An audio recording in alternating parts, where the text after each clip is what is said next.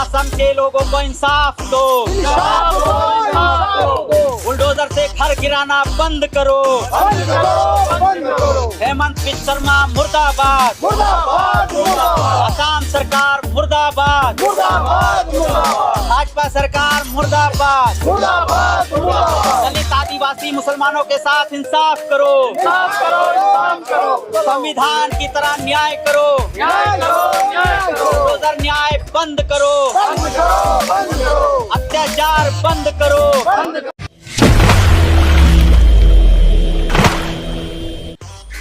अशफाक जी, जिस तरीके से असम में हालात हैं, माइनॉरिटी के साथ लगातार खबरें आ रही हैं कि बहुत ज़्यादा प्रॉब्लम हो रही है, बुलडोजर एक्शन किया जा रहा है, क्या कहेंगे?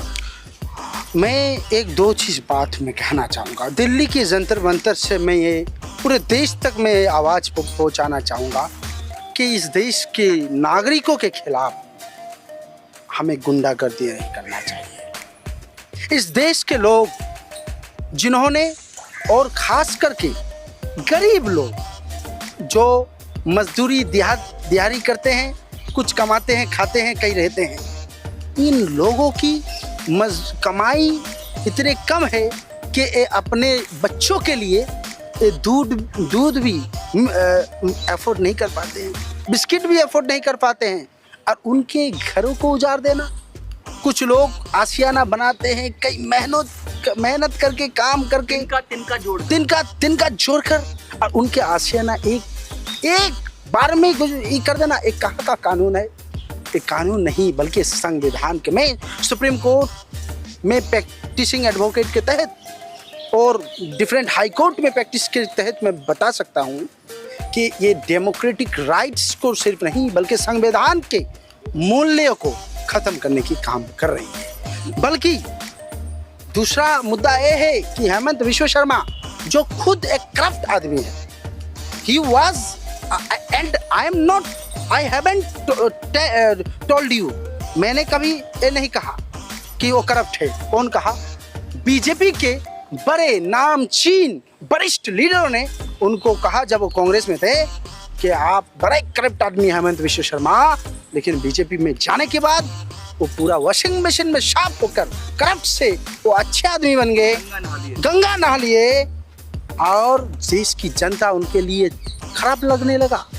मैं कहना चाहूँगा हेमंत बिस्वा शर्मा को कि तुम्हारा मजाल नहीं, तुम बिस्किट कुत्तों के नाम पर कांग्रेस छोड़ देने वाले आदमी, तुम्हारा औकात। वो खुद कहा कि मुझे कुत्तों के साथ मेरा तुलना क्या ये तो आपको मालूम है घर में, लेकिन मैं कहना चाहता हूँ कि आपके साथ जो बिहेवियर किया गया, ये सच में अच्छा बिहेवियर किया गया था, इसलिए कि आप देश के लोगों के साथ, देश के नागरिकों के साथ, देश के गरीबों के साथ उसी तरह आप बिहेवियर कर रहे हैं।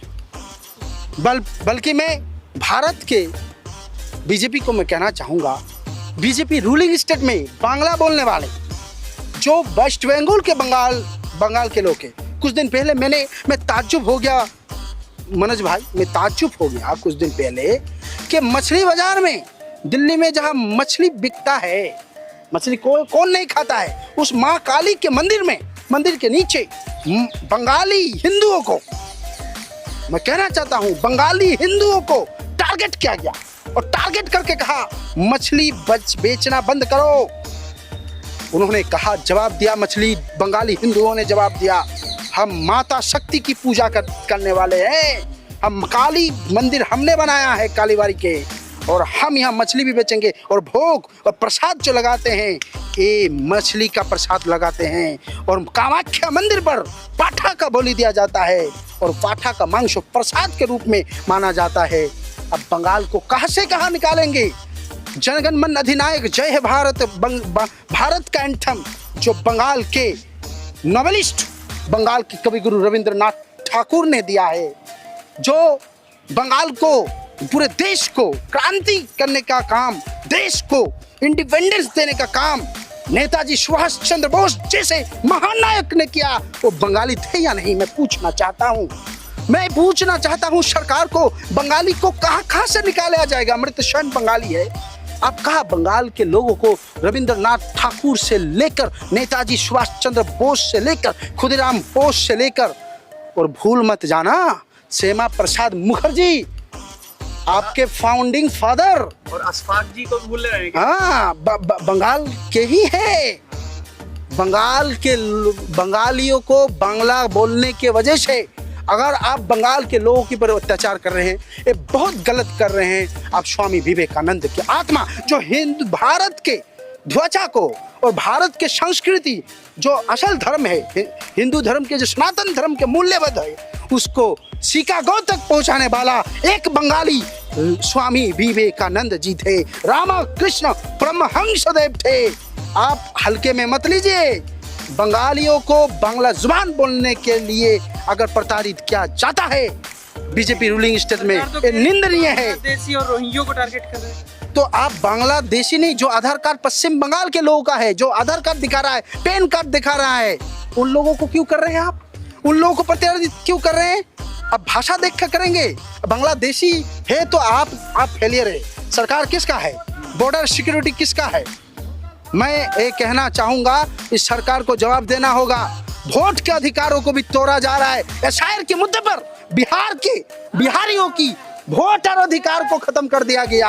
आज पूरे देश में वोटर की अधिकार को खत्म करने की कोशिश किया जा रहा है। इसके खिलाफ हमें लड़ना होगा। भारत के लोगों को लड़ना होगा। भारत के संविधान के मानने वालों को लड़ना होगा। भारत को संविधान को तैयार जो अपने बाबा साहेब अम्बेडकर से लेकर, भारत के महात्मा गांधी जी से लेकर, पंडित जवाहरलाल नेहरू से लेकर और सरदार वल्लभ भाई पटेल से लेकर, नेताजी सुभाष चंद्र बोस से लेकर, चित्तरंजन बोस से लेकर, जो इन मूल्यबोधों को मानते हैं, उनके लिए, इस देश के संविधान को बचाने के लिए आप लोगों को, हम लोगों को लड़कर इस देश विरोधी सरकार, संविधान विरोधी सरकार को इनको हटाना ही होगा, मिट्टी में मिलाना होगा।